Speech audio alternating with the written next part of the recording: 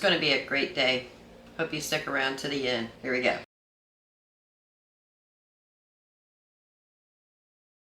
Hello family, welcome back. If you're new here, welcome. I'm Vicki and you are with Grammy in the kitchen. So today is Sunday. I am off today and I am off tomorrow.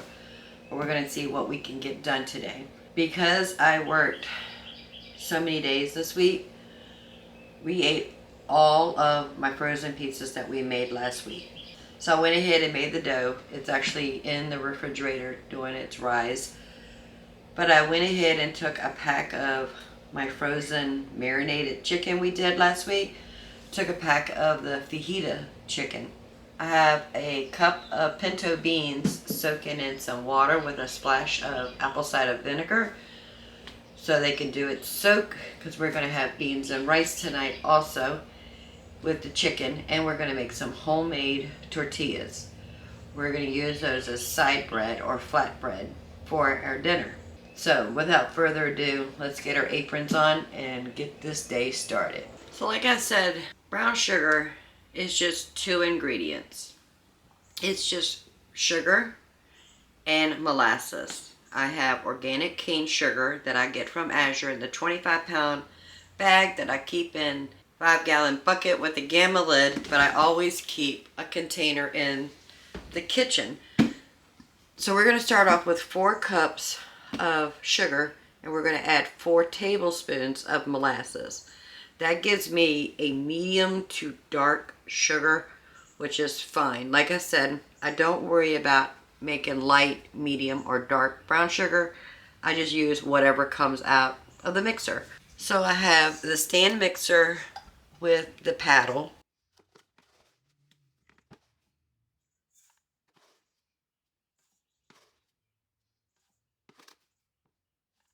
And I got some molasses.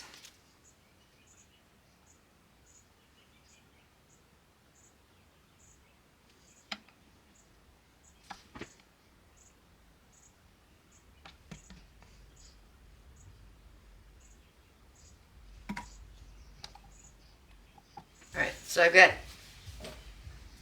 2 tablespoons of molasses. Let's see what color we get from that.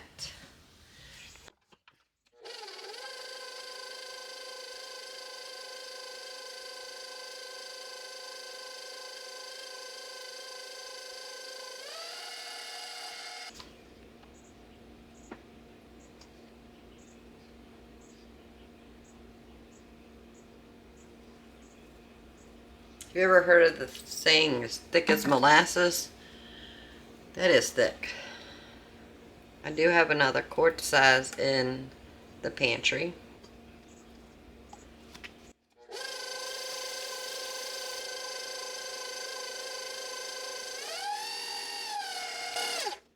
And that's it. It took 5 minutes.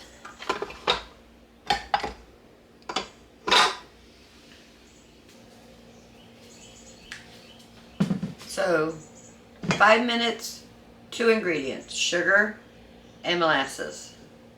So it's 4 cups of sugar to 3 tablespoons of molasses. Let it mix for about 5 minutes and you have brown sugar. Now you do not have to buy sugar and brown sugar and keep those things in stock. As long as you have sugar and molasses, you have everything you need. Now we're going to go ahead and get these inside of Ziploc bags.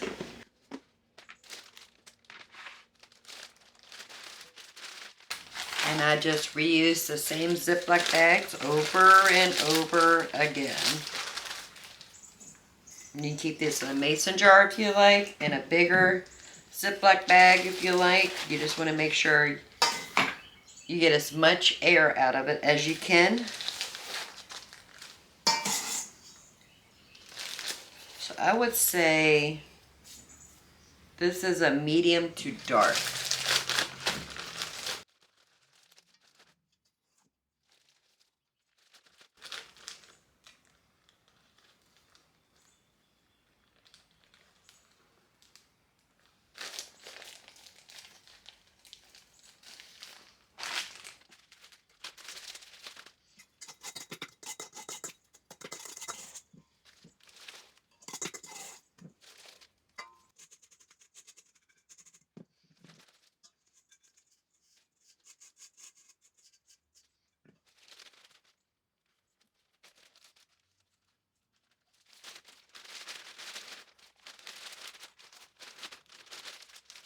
And now we have brown sugar.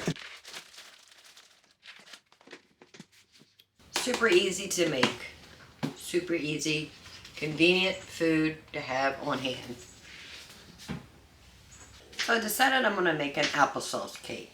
I had some home jarred applesauce that I made before I invited you guys in the house.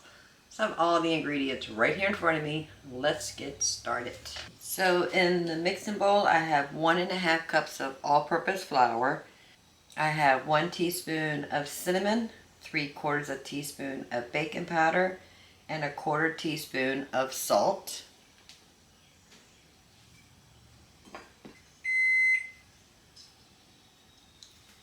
The oven is set on 350 degrees. I have 2/3 cups of brown sugar.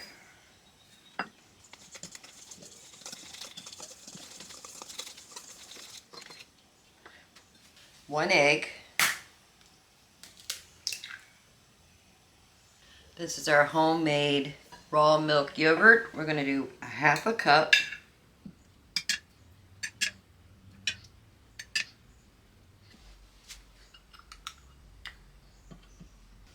And this is actually a cinnamon applesauce, but that's okay. That's what I have. We're going to do 1/2 cup of applesauce.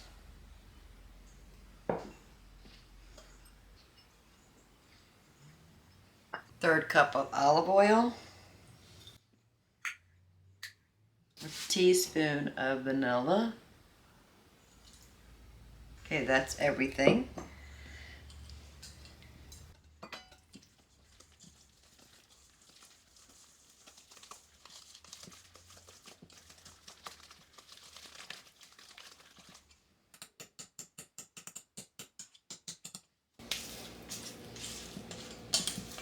We're going to mix this very well.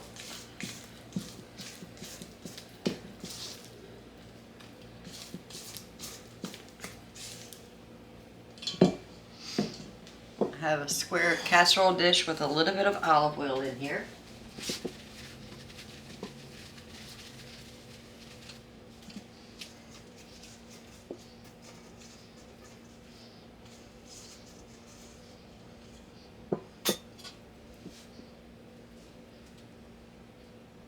Smells good, if nothing else. It smells really good. And we're going to bake this between 25 and 30 minutes till we put a toothpick in the center and it comes out clean. The applesauce cake took 40 minutes, and now we're going to go ahead and cut it up into 12 squares.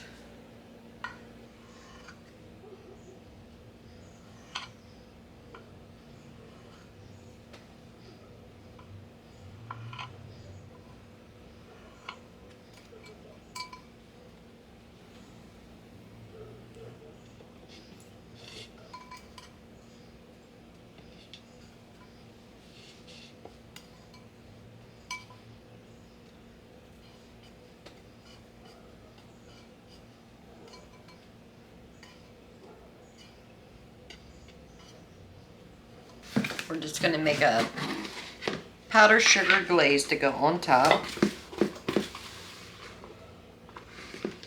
So it's about 1/3 cup of powdered sugar, 1/2 teaspoon of vanilla,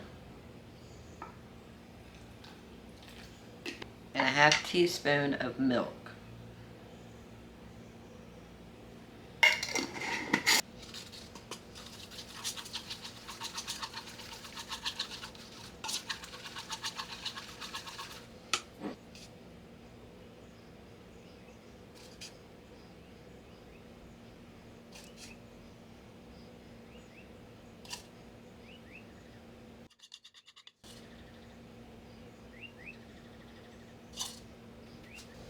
And we're going to let these completely cool off before we eat it, but that smells so good. And it was so easy to make, and it's stuff we have in the house. We have applesauce, we have flour, we have brown sugar, we have yogurt, we have all the things. Perfect. Okay, several years back, the husband was doing the keto diet. If you're unfamiliar with what that is, it's a high protein no carb diet. And for a while there, he was eating a lot of bacon. Well, then bacon started increasing in price, and I found out at the restaurant I worked at, I can actually buy it directly from the vendors in, I think it's 15-pound boxes. And then I would bring it home and I would divide it into 4 pounds because the husband was eating 4 pounds of bacon in a week. Well, I still had one of my bacon rolls, which is 4 pounds, in the freezer, and the husband asked me this morning if I would cook him a thing of bacon if I had it. And I said, yeah, we got bacon. I'll go ahead and cook it. So let me show you how I cook 4 pounds of bacon. So I have the large bacon sheet. And I have aluminum foil on the bottom and parchment paper on top of that. That helps with easy cleanup. Then I have the bacon rack on top of that.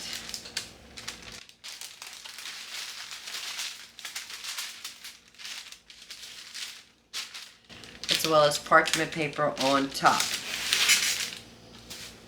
And I do bake this. It's faster than trying to cook 4 pounds of bacon on the stove top, and it's less messy. These are still a little frozen, but we can work with this.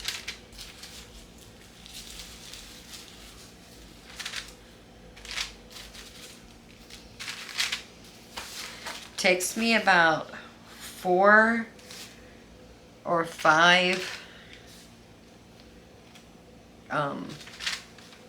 times cooking this on this parchment paper in the oven. And each one takes about 30 minutes total. So I am going to be spending about 2 hours cooking bacon, but at least it'll be hands off. So in between, I do keep the bacon roll in the refrigerator. And the first batch is going to go in the oven. And then I will just repeat that until they're all cooked. First batch of bacon is ready.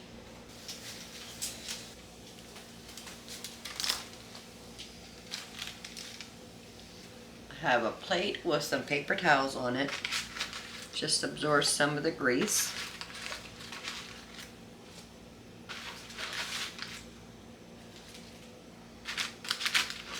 There's no flipping required for this, so we just cook it straight up just the way it is.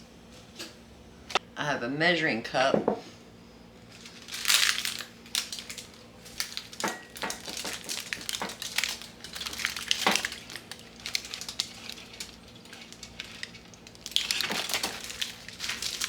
And I'll just keep adding to this each time we cook bacon. Now we're going to put another layer on.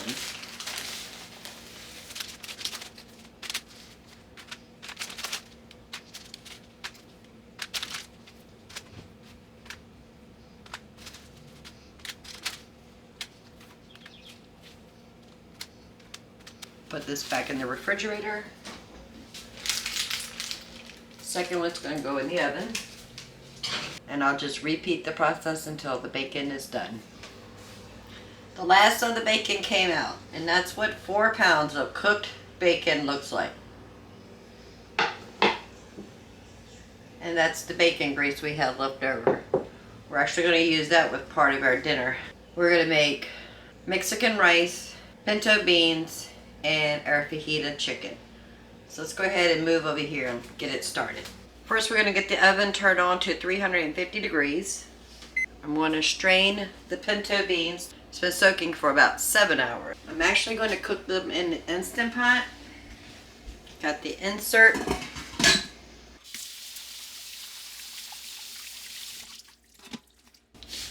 Going to be using a little bit of that bacon grease. Hitting the saute button. This is a bag of already diced onions. I'm going to put about 1/2 cup. and some green peppers.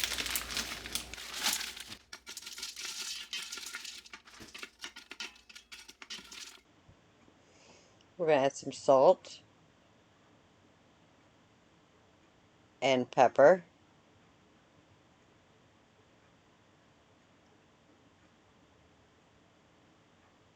One quart of chicken stock, homemade or store-bought.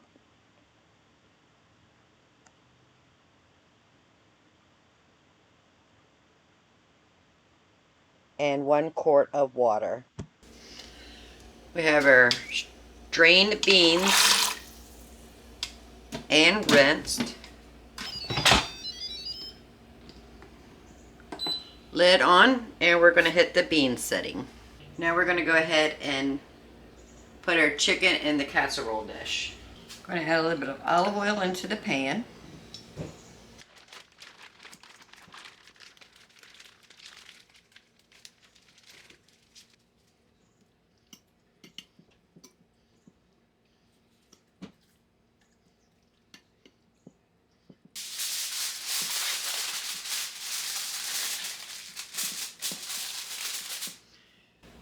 Got it covered with aluminum foil, and we're going to bake this for about 30 minutes. And when you're cooking with rice, and I'm talking about raw rice, I'm actually using jasmine rice, but you can use any kind of rice of your choice. Always rinse your rice. Now this is an organic rice, so it's not necessary, but I do it anyway. But rice is one of those items that is not grown in the most ideal situations. And if you're buying conventional rice, you really don't know where it was grown. You don't know how the quality of the dirt or the workers that were working there. So always, always just rinse your rice. It's going to come out a milky color.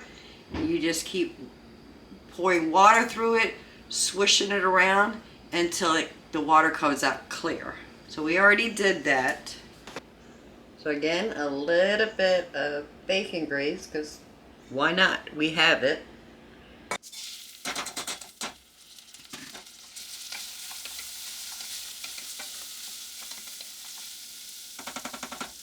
We're just going to toast it just a bit. So that was 1 cup of rice.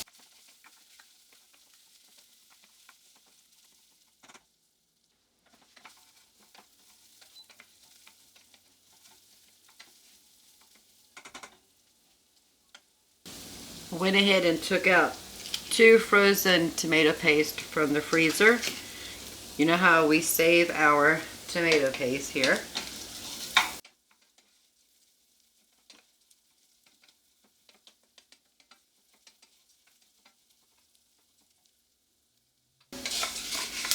I'm not sure if you can see that, but we're getting some brown bits in here.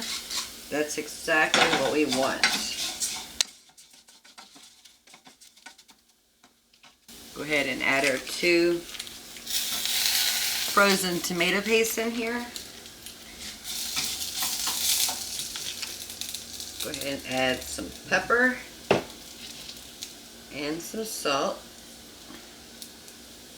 I'm going to remove that from the flame because once the liquid hits that hot pan, it's going to sizzle.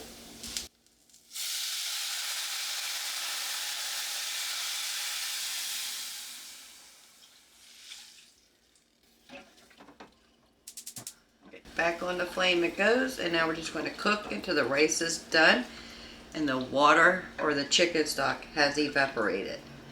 Now we're going to make our tortillas. So this is about 3 cups of flour. We can put about 1/8 of a cup or 2 tablespoons of oil. I am using an olive oil. If you have lard or a tallow, you can use that. We're going to use a generous amount of salt.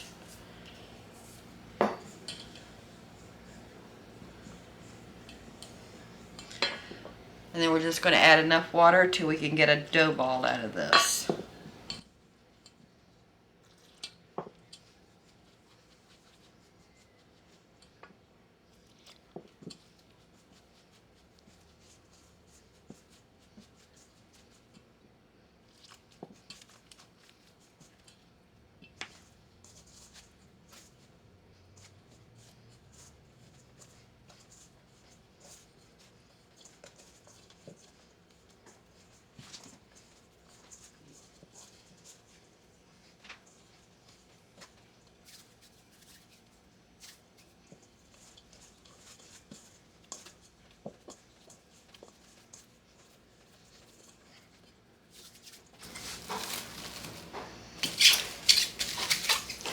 And we're going to cover it up and let it rest for 30 minutes.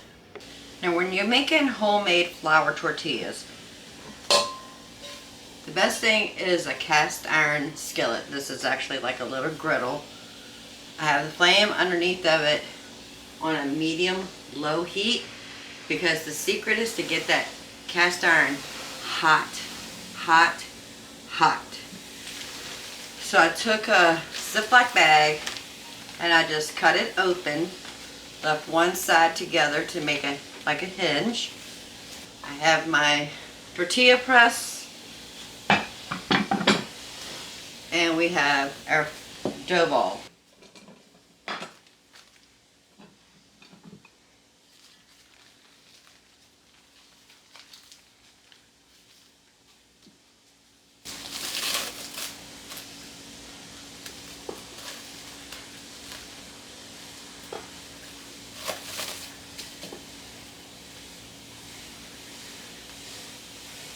We got about a golf ball size of the dough ball.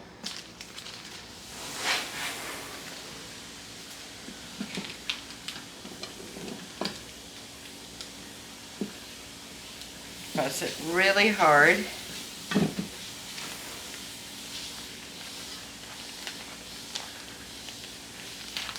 And we have a tortilla. Alright, so our pan is hot.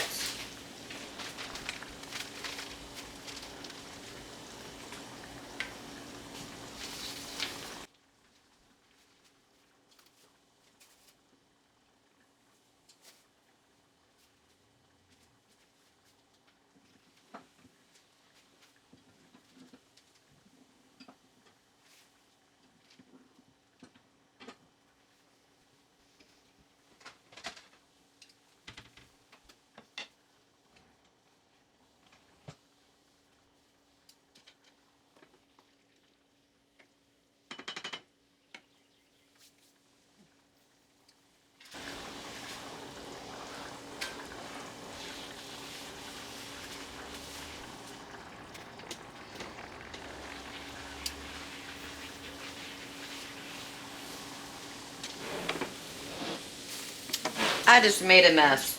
Oh, it's nothing like cooking from scratch and making a mess.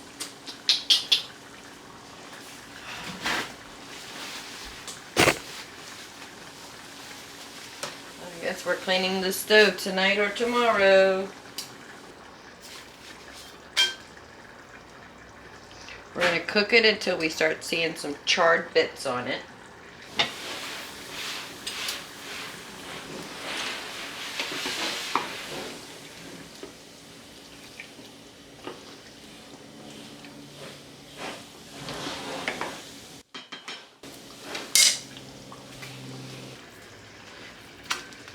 So we can start seeing a little color on it. That is exactly what we're looking for.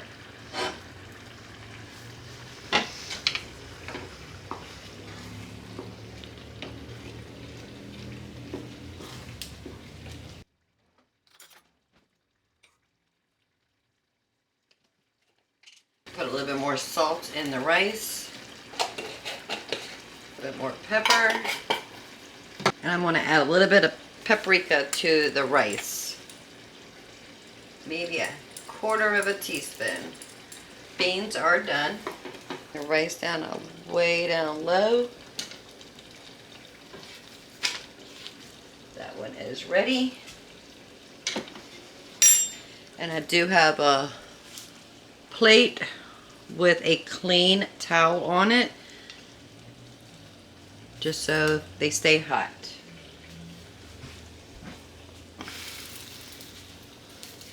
And then I'm just going to continue with the tortillas until they're done. The chicken, I went ahead and took the aluminum foil off, letting that finish cooking. So I'm just going to go ahead and finish all the tortillas, and when they're done, dinner will be done, and then we're going to eat.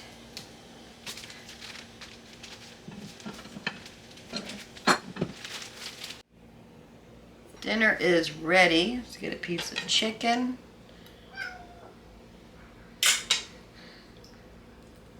beans and some rice.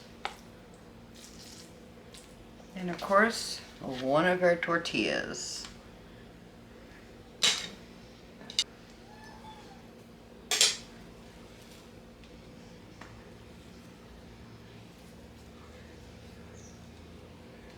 So the beans were soaked in water with a splash of apple cider vinegar for 6 hours or 7 hours, something like that. Then I drained that, rinsed the beans off, sauteed some onions and peppers in the Instant Pot with a little bit of bacon grease. Use any kind of oil of your choice, whatever you have on hand. And then I added a quart of chicken stock and a quart of water. My suggestion to you is don't add the water. It ended up being way too much. So when I strained it, I did save some of the liquid from the cooking, but I strained the rest of it out because it was just way too much. But they smell delicious. Let's see how good this is.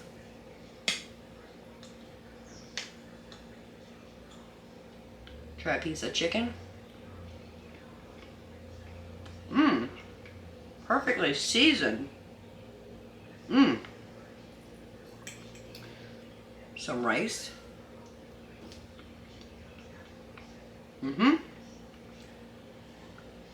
Keep an eye out on your liquid when you're cooking the rice. I did have to add about a cup of water to it because it was evaporating faster than the rice was cooking.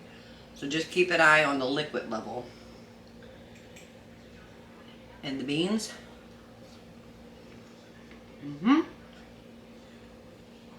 And our tortillas. Fresh homemade tortillas. So good. Delicious home cooked Mexican meal. Beautifully cooked. I just want to say thank you for hanging out with me today. While we got some bacon cooked, we cooked dinner. We made an applesauce cake, which we need to try that. Let me get a slice. Our applesauce cake with some powdered sugar drizzle.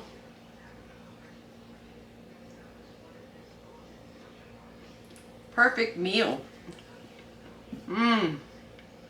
Perfectly sweetened. If you don't mind, go ahead and give this video a thumbs up. While you're at it, go ahead and subscribe. We would love to have you part of the Grammy family. So until next time, which should be the Azure order, y'all have a blessed day. Bye, friends.